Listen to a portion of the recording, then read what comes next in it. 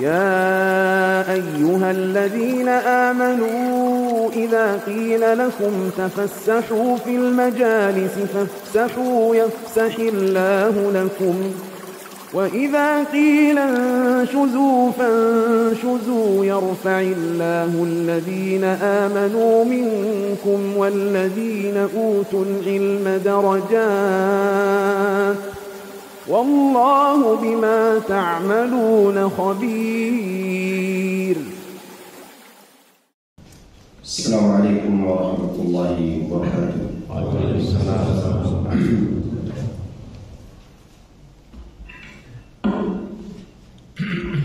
إن الحمد لله نحمده ونستعينه ونستغفره ونعوذ بالله من شرور أنفسنا وسيئات أعمالنا من يهده الله فلا مضل له ومن يضلل فلا هادي له وأشهد أن لا إله إلا الله وحده لا شريك له وأشهد أن محمدا عبده ورسوله صلى الله عليه وعلى آله وصحبه أجمعين وسلم تسليما كثيرا مزيدا أما بعد.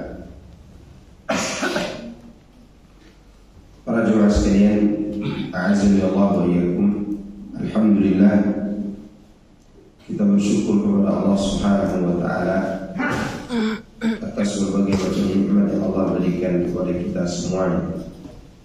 Terlebih di pagi hari ini kita bisa melaksanakan sholat subuh berjamaah dalam kondisi sehat walafiat dan diberikan juga kesempatan untuk berkumpul di dalam rangka meningkatkan keimanan kita kepada Allah dan juga kepada yaumil akhir serta hal-hal yang Allah wajibkan kepada kita untuk beriman. Nah, pagi ini kita akan bahas pokok yang kedua atau rukun iman yang kedua, yaitu al-iman bil malaikah, beriman kepada para malaikat. Beriman kepada malaikat merupakan salah satu rukun iman yang berjumlah 6 rukun. Iman itu berapa jumlah rukunnya? 6. Masya Allah. Apa yang pertama? Coba siapa yang bisa menyusun dari atas? Kalau tidak ada yang bisa menyusun, tidak naik kelas itu.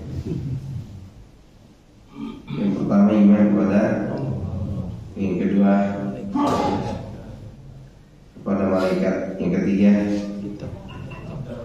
kepada kitab-kitab, keempat para rasul, kelima yaumil akhir, keenam qada dan qadar. Baik, sekarang kita bahas al-iman bil malaikah. Beriman kepada malaikat merupakan salah satu rukun iman yang 6. Sebagaimana disebutkan dalam hadis Jibril, ketika malaikat Jibril bertanya kepada Rasulullah SAW, "Akhbirni anil iman." Kabarkan kepadaku tentang iman. Maka malaikat Jibril, maka Rasulullah SAW mengatakan, "Antu'mina billahi wa malaikatihi wa kutubihi wa rusulihi wal yawmil akhir wa tu'mina bil qadar khairihi wa syarrihi." Engkau beriman kepada Allah, kepada malaikatnya, kepada kitab-kitabnya, kepada para rasulnya, kepada yaumil akhir, dan engkau beriman kepada takdir yang baik dan yang buruk. Iman kepada malaikat disebut beriringan dengan iman kepada Allah dalam beberapa ayat. Di antaranya Allah berfirman, "Kullun amana billahi wa malaikatihi wa rusulihi," dan seterusnya. Semua beriman kepada Allah dan para malaikat. Kemudian di antara contoh Allah mendalilkan kalimat iman kepadanya dengan keimanan kepada malaikat, Allah mengatakan, "Walakinnal birra man amana billahi wal yawmil akhir wal malaikati wal kitab wan nabiy." dan sejumlah ayat yang lain. Kemudian iman kepada malaikat berarti kita membenarkan wujud mereka. Berarti kita membenarkan apa? Wujud mereka. Bahwa mereka adalah hamba-hamba Allah yang dimuliakan dengan ibadah. Allah menciptakan mereka untuk beribadah kepada-Nya dan melaksanakan perintah-perintahnya,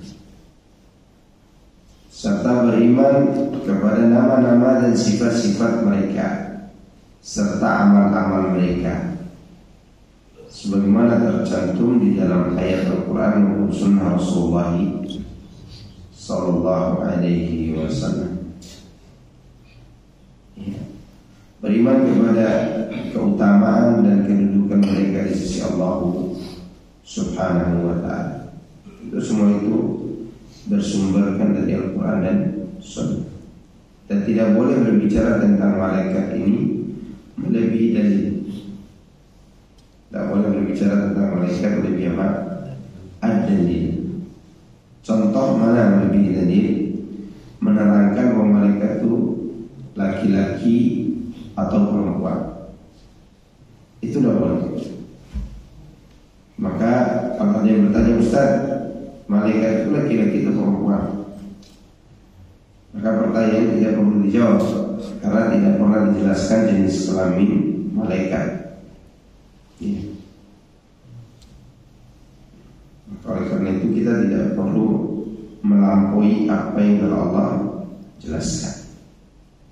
Lagian juga ngapain dengan kelamin malaikat? Antum baik gitu. Jadi tidak ada dijelaskan oleh Allah dan Rasulnya Sallallahu Alaihi Wasallam. Di antara yang menunjukkan keutamaan dan kemuliaan malaikat adalah bahwa Allah menyandarkan mereka kepadanya. Innallaha wa malaikatahu. Kemudian kullun amana billahi wa malaikatihi. Kemudian Allah katakan dalam surah An-Nisa, wa may yakfur billahi wa malaikatihi wa kutubihi wa rusulihi wal yawmil akhir faqad dhalla dhalalan ba'ida. Kemudian Allah juga mengatakan dalam surah Al-Baqarah, man kana aduwwan lillahi wa malaikatihi. Semua itu adalah penggandengan yang menunjukkan kemuliaan mereka. Ini adalah salah satu bentuk kemuliaan malaikat. Allah menggandengkan namanya dengan penyebutan malaikat itu sendiri. Allah juga mensifati mereka dengan kemuliaan dan memuliakan. Allah katakan bi'aidi safarah, itu kemuliaan di tangan para utusan malaikat yang mulia. Kiraman bararah, yang mulia lagi berbakti. Yes. Allah mengatakan wa inna alaikum lahafidhin kiraman katibin. Dan sungguhnya bagi kalian ada malaikat-malaikat yang mengawasi perbuatan kalian, yang mulia di sisi Allah dan yang mencatat amal perbuatan kalian. Ayat-ayat ini menunjukkan kemuliaan para malaikat dan mereka tidak dimuliakan. Bal ibadun mukramun. Sebenarnya mereka para malaikat itu adalah hamba-hamba yang dimuliakan. Allah juga mensifati mereka dengan ketinggian makhluk yang di atas. La yasma'una ilal mala'il a'la. Syaitan-syaitan itu tidak dapat mendengar pembicaraan para penduduk langit yang di atas. Maksudnya makhluk yang di atas yaitu malaikat. Mereka juga disifati dengan kedekatan. Yashhaduhul muqarrabun. catatan orang-orang baik disaksikan oleh malaikat yang didekatkan. Allah juga menyebut mereka memikul arsy, wa yahmilu arsya rabbika fawqahum yawma idzin tsamaniyah, dan memikul arsy Rabbmu pada hari itu 8 orang malaikat. Kalimat 8 ini masih mengandung multi tafsir. 8 yang dimaksud 8 apa? 8 kelompok, 8 sisi dengan jumlah malaikat yang tidak diketahui jumlahnya, atau 8 orang. Iya. Pendapat yang masyhur ya 8 malaikat yang memikul arsy. Kapan? Nanti ketika di kiamat jumlah 8. Kalau sekarang berapa? Nah, terjadilah khilaf ulama sekarang. Berdasarkan firman Allah, alladzina yahmiluna al-arsya wa man hawlahu, malaikat-malaikat yang memikul arsy dan yang malaikat yang berada di sekeliling. Berdasarkan ayat ini, karena para ulama bersilang pendapat, ada yang mengatakan 4 orang. Adapun 8 yang disebutkan dalam suratul Haqqah itu adalah kejadian pada hari kiamat. Tapi yang benar sebenarnya yang lebih dekat kebenarannya tetap 8. Wa taral malaikata hafina min hawlil arsy, dan engkau Muhammad akan melihat malaikat-malaikat melingkar di sekeliling arsy.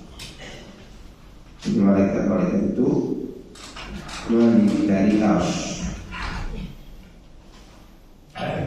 Allah juga menyebutkan bahwa mereka berada di sisi Allah, sedang beribadah dan bertasbih kepadanya.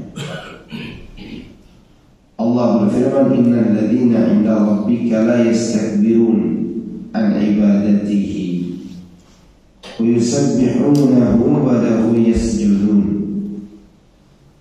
Semuanya malaikat-malaikat yang ada di sisi Allah tidak merasa enggan untuk beribadah kepada Allah, dan mereka mensucikannya, dan hanya kepadanya mereka bersujud. Jadi mereka itu selalu bertasbih, sujud, tidak bosan-bosan beribadah. Ya. Para malaikat bermacam-macam dari sisi tugas. Nah, kalau dari sisi tugas mereka bermacam-macam juga. Ada yang membawa wahyu, ada yang memikul arsy, ada yang yang mencabut nyawa, ada yang menjaga manusia,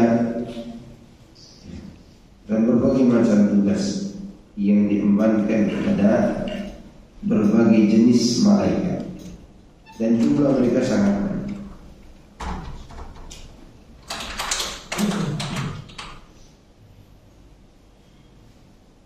Di antara mereka ada juga bertugas di surga dan menyiapkan penyambutan mulia bagi orang-orang yang ada di dalam surga. Wa qala lahum khazanatuha salamun alaikum, itu sambutannya. Tibtum fadkhulul khalidin. Siapa nama malaikat penjaga surga?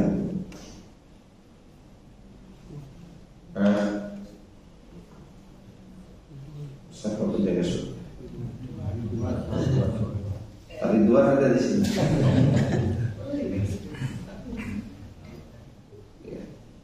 Penamaan Ridwan itu hadisnya lemah. Yang sahih adalah nama penduduk neraka, nama penjaga neraka. Siapa nama malaikat penjaga neraka? Malik. Ya Malik, dia alina rabbuk. Malik, kasih tahu Tuhan, matikan saja kami di neraka ini. Kata penduduk. Sini ada dalilnya, justru penyebutan nama untuk malaikat. Malaikat pencabut nyawa, siapa namanya? Dan dinyanyikan oleh orang-orang kita kecil itu apa? Bila Israel gitu ya. Ya kan? Israel itu kan periwayatnya lemah, nggak ada riwayat yang sahih tentang nama itu. Yang sahih, malaikat maut disebut malakul maut. Masih tetap disebut malakul maut. Malaikat yang namanya dinisbatkan kepada kematian, bertugas mencabut nyawa. Ya. Malaikat mentiup yang niup trompet siapa? Israfil. Itu sahih. Israfil itu sahih. Karena Israfil saat ini sedang masih meletakkan trompet di bibirnya. Tinggal menunggu perintah, ya udah ditiup, habis itu semua. Ada juga malaikat itu diserahi menjaga manusia di dunia. Ya. Lahum mu'aqibatu min baini yadayhi wa min khalfihi yahfazunahu min amrillah. Bagi manusia ada malaikat-malaikat yang selalu menjaganya bergiliran dari depan dan belakangnya. Mereka menjaganya atas perintah Allah. Dan ada juga malaikat yang mereka itu bertugas menulis apa yang kita ucapkan. Ma yalfidhu min qawlin illa ladayhi raqibun atid. Yang satu duduk sebelah kanan, satu sebelah kiri.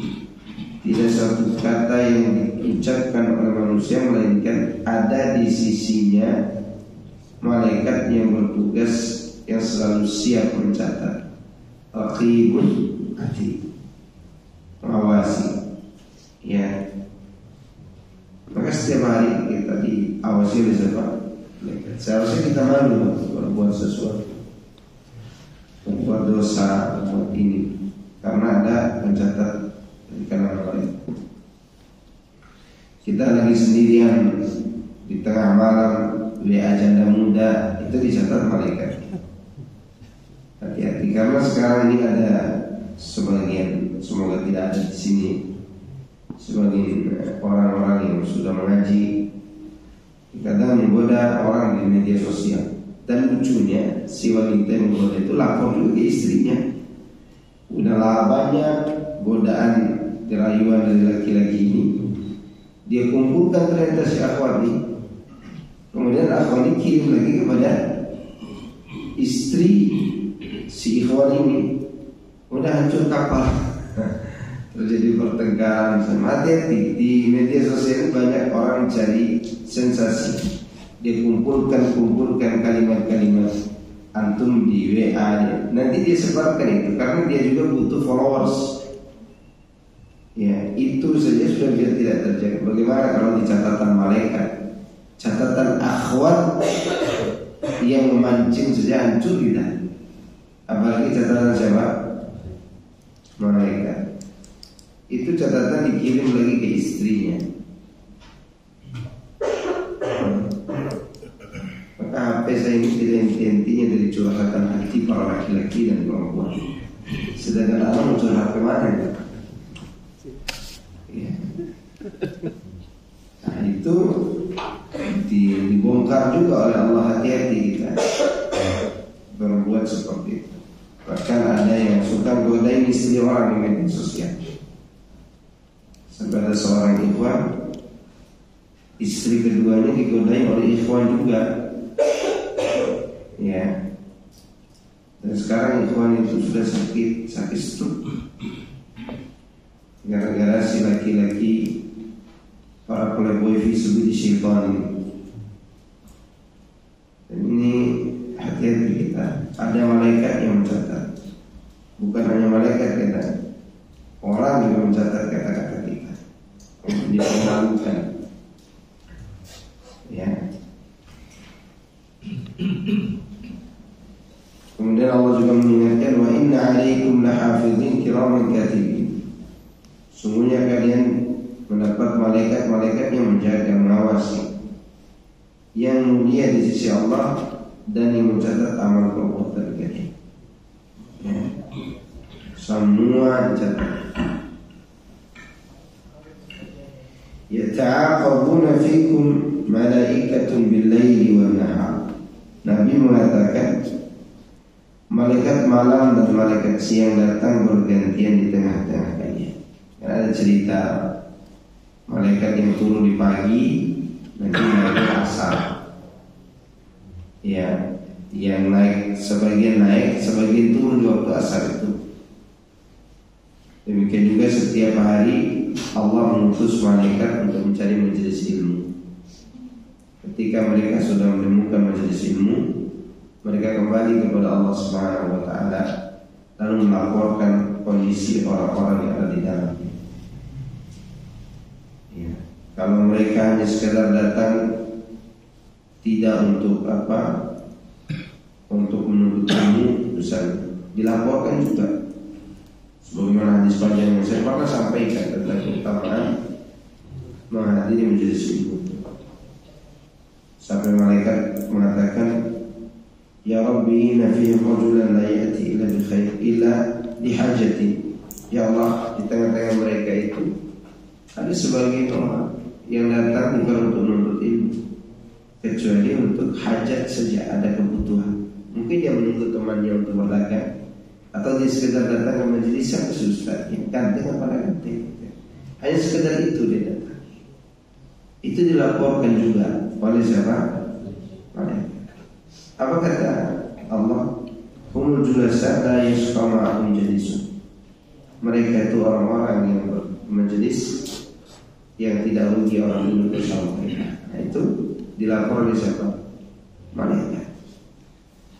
Maka ketika antum hadir di sini, mudah-mudahan nama kita dilaporkan sebagai orang baik di hadapan Allah.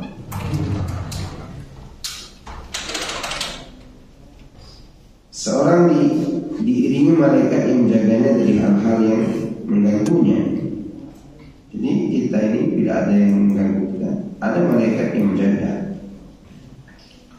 Malaikat yang menjaga amalnya dan apa yang dilakukannya. Maka kalau ada bisikan-bisikan baik, ini segera dieksekusi kebaikan. Ya, karena itu boleh jadi arahan dari malaikat atas izin Allah Subhanahu wa ta'ala. Kalau ada bisikan-bisikan buruk, ini dipastikan itu datang dari siapa? Syaitan, iblis. Dan kita bisa merasakan sebenarnya. Ada bisikan baik untuk berbuat baik, sudah segera lakukan. Karena ada orang ketika ada keinginan berbuat baik, dia tunda. Akhirnya apa? Dia terpengaruh dengan bisikan-bisikan buruk. Di antara mereka ada juga yang mengurusi manusia di dalam rahim ibunya. Ada mereka yang mengurusi. Ada. Kalau tidak ada pengurusnya di dalam rahim ibu kita ngapain? Untuk pastinya ngapain di dalam rahim ibu? Makanannya apa? Saripati dari darah haid melalui apa? Tali pusat. Di dalam ada penjaga. Tapi penjaga itu menjaga di saat nutfah, di saat alaqah, di saat takdir. Ya, ada penjaga.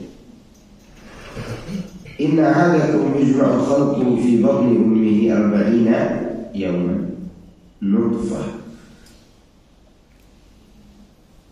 ثم يكون علاقة مثل ذلك ثم يكون مضغة مثل ذلك ثم يرسل إليه الملائكة فينفخ فيه روح ويؤمر ب4 كلمات بكتب رزقه وأجله وعمله وشقي وسعيد. Sungguhnya penciptaan seorang di antara kalian dalam rahim ibunya selama 40 hari hanya berbentuk setetes mani, kemudian menjadi segumpal darah dalam waktu yang sama, kemudian menjadi segumpal daging, kemudian malaikat diutus kepadanya. Setelah itu baru diutus melalui nutfah, alaqah, kemudian mudghah tadi. Berapa hari? 120 hari. Kemudian malaikat diutus padanya untuk diperintahkan dengan 4 perkara. Pertama mencatat dia meniupkan bulu-bulu padanya, lalu diperintahkan dengan mencatat perkara. Pertama rezekinya, kedua ajalnya, ketiga amal, keempat apakah dia bahagia atau sengsara. Sudah dicatat di dalam urut ini. Itu tugas siapa? Malaikat. Ya. Ada juga yang bertugas mencabut nyawa, dan ini sudah kita sampaikan. Ya, ada juga yang ditugaskan para malaikat. Allah menugaskan para malaikat untuk menangani urusan alam, baik alam yang atas maupun yang bawah. Mereka tidak bermaksiat kepada Allah. Terkadang Allah SWT menisbatkan urusan kepada malaikat. Sebagaimana Allah katakan, "Fal-mudabbirati amra." Dan para malaikat yang mengatur urusan dunia. Dan terkadang menisbatkan perkara kepada dirinya sendiri atau aturan pada diri sendiri. Allah katakan, "Yudabbirul amra." Allah mengatur alam semesta. Itu menunjukkan bahwa malaikat menjalankan tugas atas izin dari siapa? Allah. Nah, pertanyaannya adalah, malaikat itu diambil dari kata apa? Apa kata dasar? Malakun, kemudian namanya malaikatun.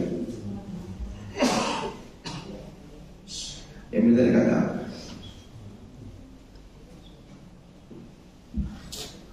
Malaikat itu diambil dari kata dasar al-uluka. Al-uluka, hurufnya ada 3, hamzah, lam, dan kaf, yang artinya adalah ar-risalah. Al-uluka berarti malaikat pembawa risalah. Oleh karena itu Allah katakan, "Ja'ilil malaikati rusulan uli ajnihatin mathna wa thulatha wa ruba'." Allah menjadikan malaikat sebagai rusulan, utusan untuk menangani berbagai macam urusan. Mereka mempunyai sayap masing-masing, ada yang memiliki 2, ada yang memiliki 3, ada yang memiliki 4, dan bahkan lebih dari itu. Ya. Allah juga mengatakan mensifati malaikat yang apa? Mursalat.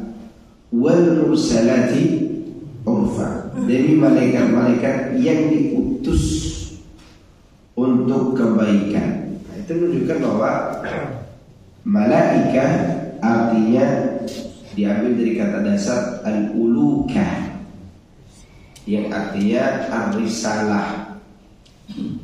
Ya, risalah. Pelakunya disebut rasul atau utusan.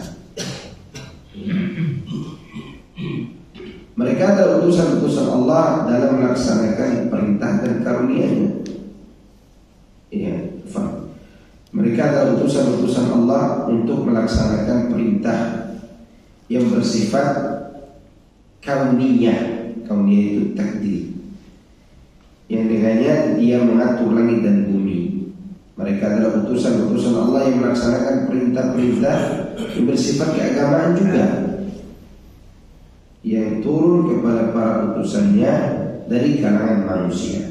Ada yang diutus untuk mengatur alam, ada yang diutus untuk mendatangi para nabi dan rasul.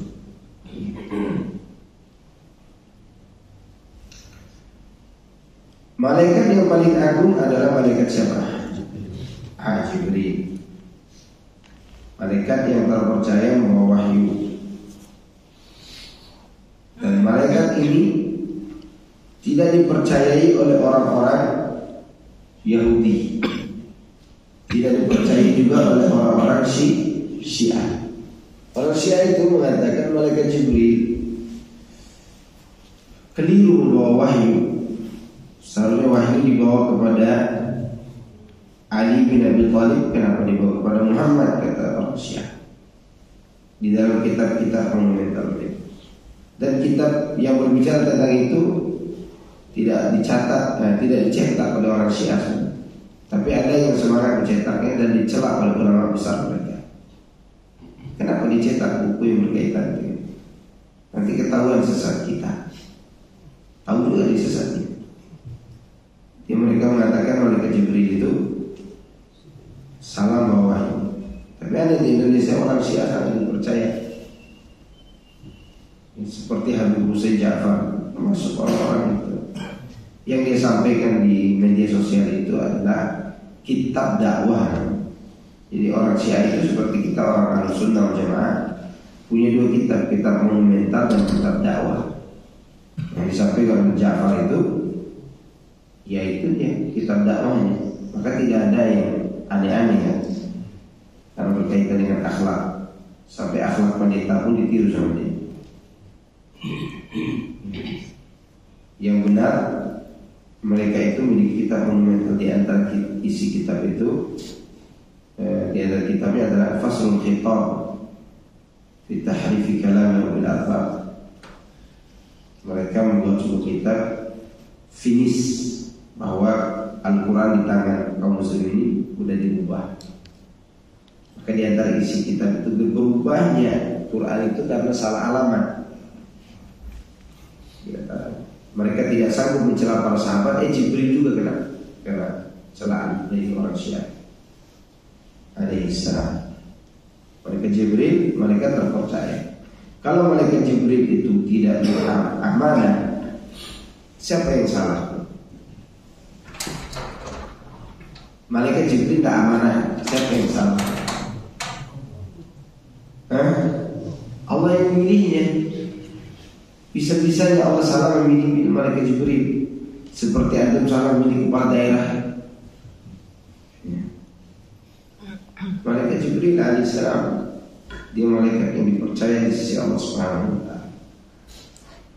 Kemudian Allah berfirman, "Qul nazzalahu ruhul qudus min rabbika bil haqq." Katakanlah, Al-Quran itu diturunkan oleh Allah melalui malaikat Jibril, Ruhul Qudus, Ruh yang suci, itu Jibril, dari Rabb yang maha benar, atau min rabbika bil haqq, dengan kebenaran. Jadi yang turun bawahnya Jibril. Terakhir Allah beri kemampuan kepada malaikat bisa berubah wujud. Bisa malaikat berubah wujud? Siapa yang mengizinkannya? Allah. Dengan berbagai macam-macam bentuk. Jibril datang kepada Nabi dalam wujud orang yang berbeda. Terkadang dalam wujud seorang sahabat bernama Dihyah Al-Kalbi, terkadang dalam wujud laki-laki Badui, dan terkadang dalam wujud aslinya. Kira-kira kita bisa ketemu malaikatnya? Bisa ketemu malaikatnya? Nah, dunia bisa saja kita bertemu malaikat di dunia. Rasulullah SAW telah mengisyaratkan dalam sebuah hadis, hadis tentang Hanzalah, yang mengatakan nafaqa Hanzalah telah menjadi munafik. Dan Abu Bakar melihatnya, kenapa kau katakan demikian? Sehingga cerita dia berkata, aku kalau hadir di majelis ilmu seakan-akan melihat surga dan neraka. Kalau udah pulang, ya udah bermain sama anak, sama istri, lupa ini. Maka aku mengira diriku telah menjadi munafik. Kata Abu Bakar, aku pun demikian, sama dengan perasaan itu. Maka mereka datang kepada Nabi. Sehingga cerita Nabi mengatakan, seandainya kalian bisa mempertahankan iman yang kalian miliki di majelis ilmu dengan di rumah kalian sama, maka malaikat akan turun datang bersalaman dengan kalian setiap hari, pagi dan setiap hari, di rumah-rumah kalian dan di jalan-jalan yang kalian lewati. Ada yang bisa bertahan begitu? Setiap hari datang malaikat, Assalamualaikum Pak Indra, gitu. Udah makan pagi Pak, gitu. Malaikat lagi yang datang. Dan itu tidak sanggup dilakukan oleh para sahabat. Tapi adakah amal lain yang bisa membuat seorang bertemu dengan malaikat? Ada, disyaratkan dalam sebuah hadis yang menyebutkan tentang keutamaan saling mengunjungi karena Allah. Ya, ada Rasul menceritakan ada seorang laki-laki, dia pergi berziarah, maksudnya berkunjung kepada sahabatnya yang ada di negeri seberang. Kemudian Allah mengutus malaikat untuk menghadang dia di jalan.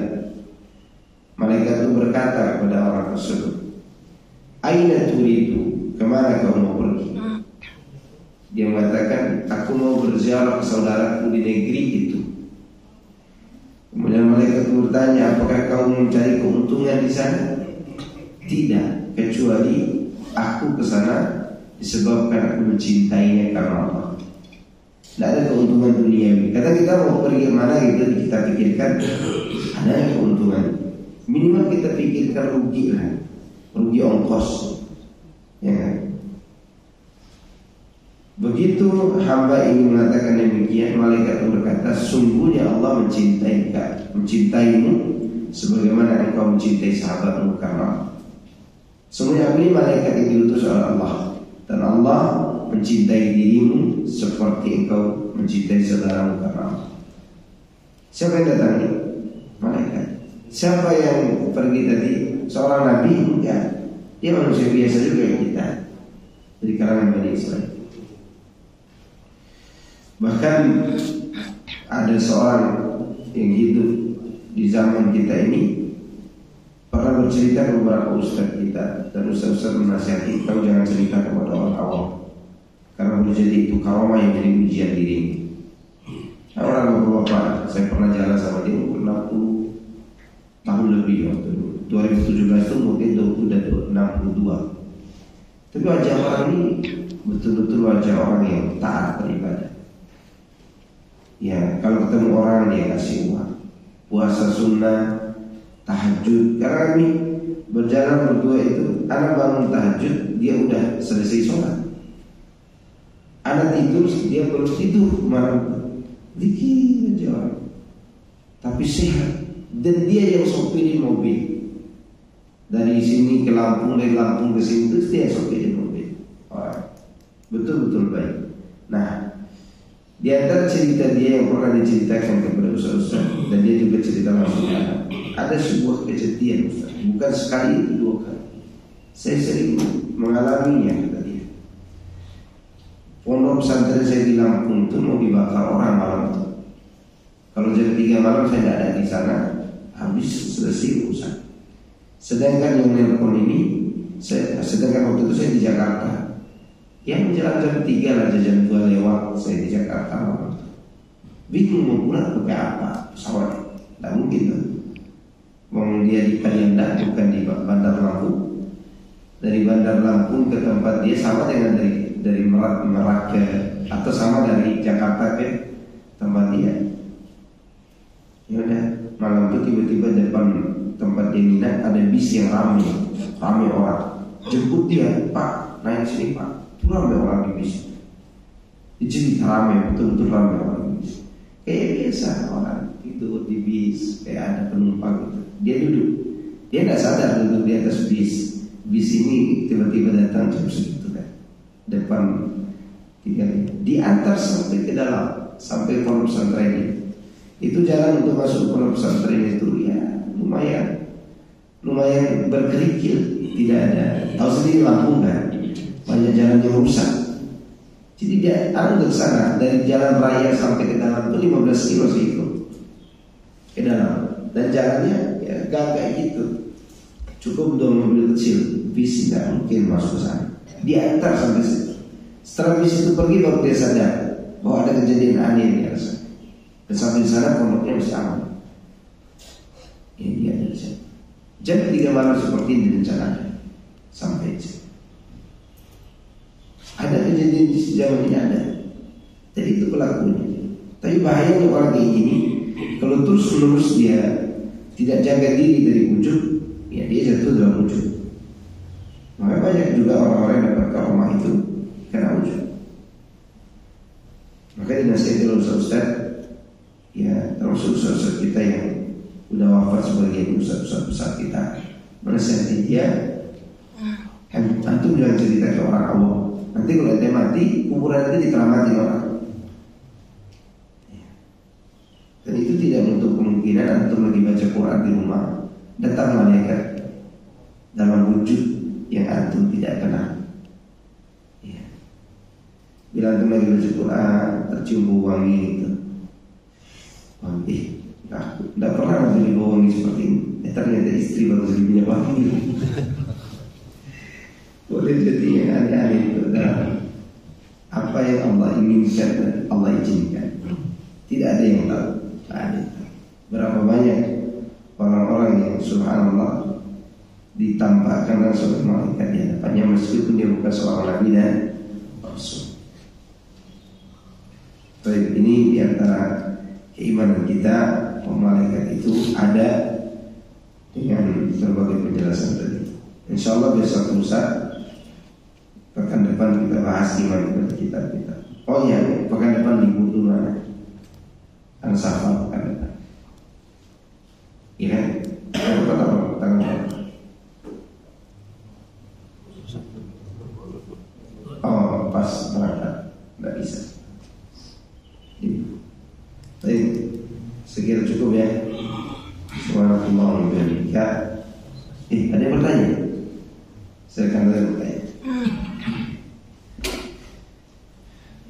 Ada yang bertanya tentang malaikat. Tidak boleh nanya dia laki-laki atau perempuan. Kalau ada keterangannya.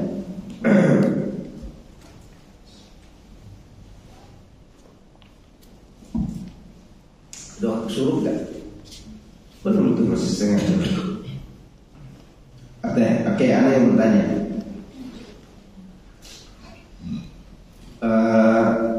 Malaikat yang ada di dalam kubur itu disebut dengan apa? Yang dalam kubur Munkar dan Nakir. Nah, Munkar Nakir itu nama atau julukan?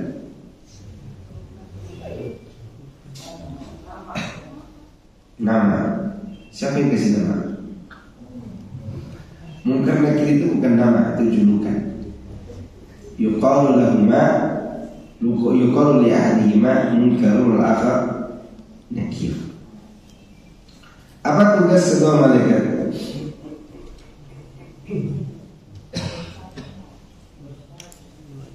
Apa tugas kedua malaikat?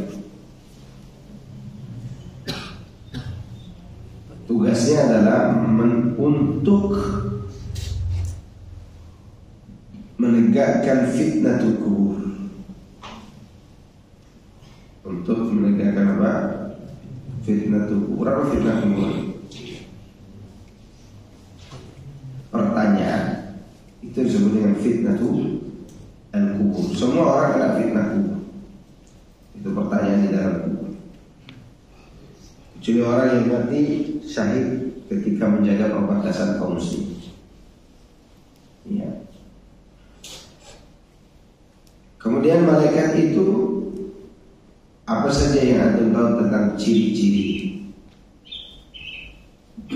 malaikat dalam kubur? Ciri-ciri apa? Keras. Ada yang keras. Keras terus apa? Bertemu sama orang yang dia disini. Iya, keras. Apakah dia juga membentak orang yang beriman? Dia tetap dalam wujudnya, dalam sifatnya itu. Sifat wujudnya apa? Hitam, putih, merah, kuning.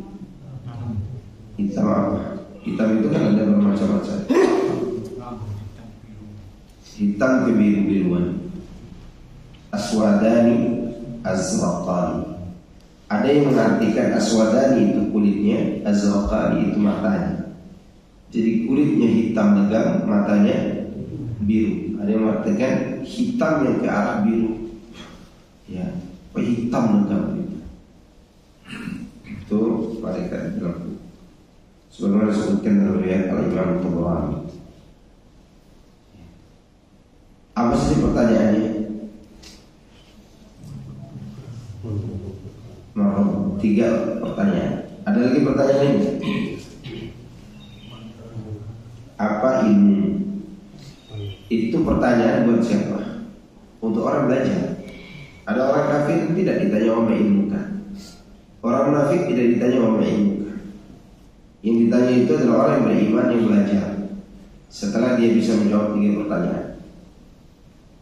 Tuhanku Allah, Islam sebagai agamaku, dan Muhammad adalah utusan Allah. Pertanyaan keempat adalah wa ma ilmuka. Pertanyaannya adalah kenapa malaikat menanyakan ilmu juga? Padahal sudah cukup jawab. Jawabannya adalah karena malaikat itu ingin menanyakan kok kamu bisa menjawab. Belajar apa dulu? Lalu dia jelaskan, aku belajar Quran, aku imani, aku pelajari, kemudian aku buktikan dalam doa. Dalam riwayat Imam. Inilah pertanyaan. Ya. Kemudian malaikat yang mencabut nyawa banyak atau sedikit? Banyak atau sedikit? Yang bertugas inti berapa? 1. Yang sebagiannya yang membantu pencabutan. Makanya orang-orang kafir itu dicabut rame-rame oleh para malaikat pencabut. Sedangkan malaikat yang mencabut ruh orang beriman, ya betul banyak juga yang kata, tapi ruhnya dicabut dengan cara lembut dari ubun-ubun kepala. Bagaimana sifat malaikat yang mendatangi orang beriman waktu mati? Malaikat apa namanya? Malaikat itu apa? Malaikat apa? Ada orang beriman meninggal dunia, dia sebelum didatangi malaikat maut, siapa yang datangi dulu? Malaikat itu Ar-Rahmah, malaikat membawa. Bagaimana bentuknya? Ada yang pernah ingat? Ada yang masih ingat ya? Bentuk malaikat yang datangi oleh beriman. Tampan. Terus wangi ya. Terus putih, bersinar seperti cahaya matahari. Putih bersinar seperti cahaya matahari. Di saat itulah orang beriman yang mengalami sakaratul maut, dia tidak takut lagi dengan mati. Jadi antum saat ini anak, siapa aja, ustaz, ulama, kiai, ketika sebelum sakaratul maut itu rasa takut itu mulai mengambil. Sakaratul maut lebih lagi semua lebih lagi takut.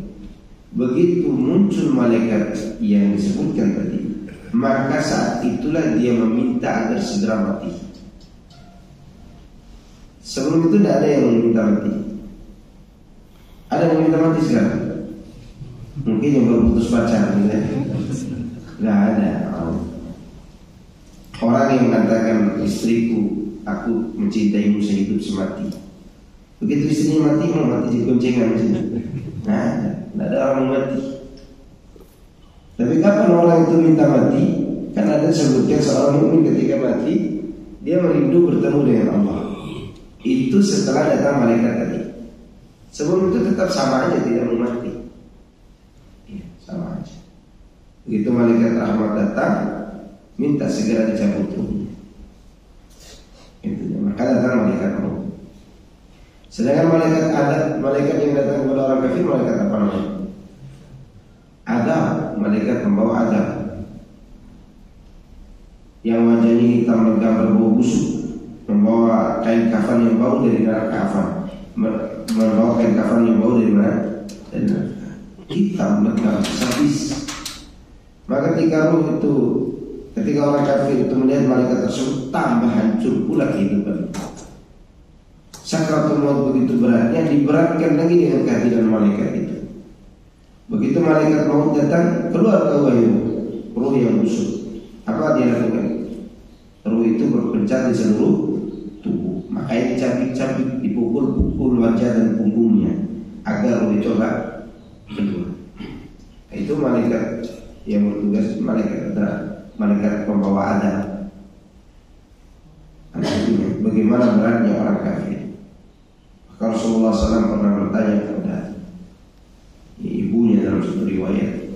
Maksudnya Rasulullah bertemu ibunya dan minta izin kepada Allah untuk bertanya, ibuku, yang paling berat kau rasakan sampai hari ini dari siksaan Allah itu apa? Itu ketika ruhku dicabut. Jadi ketika orang kafir itu dicabut, ruhnya sangat-sangat sakit. Maka Nabi mengatakan yuntazal intizaan, dicabik-cabik seperti dikeluarkannya jeruji dari kain wol yang basah. Itu keadaan orang yang diterima. Nah, saya kira itu karena tunda pertanyaan kita itu. Ada pertanyaan? Ada ya. Subhanallah wa bihamdihi, asyhadu an la ilaha illa anta, astaghfiruka wa atubu ilaik. Assalamualaikum warahmatullahi wabarakatuh.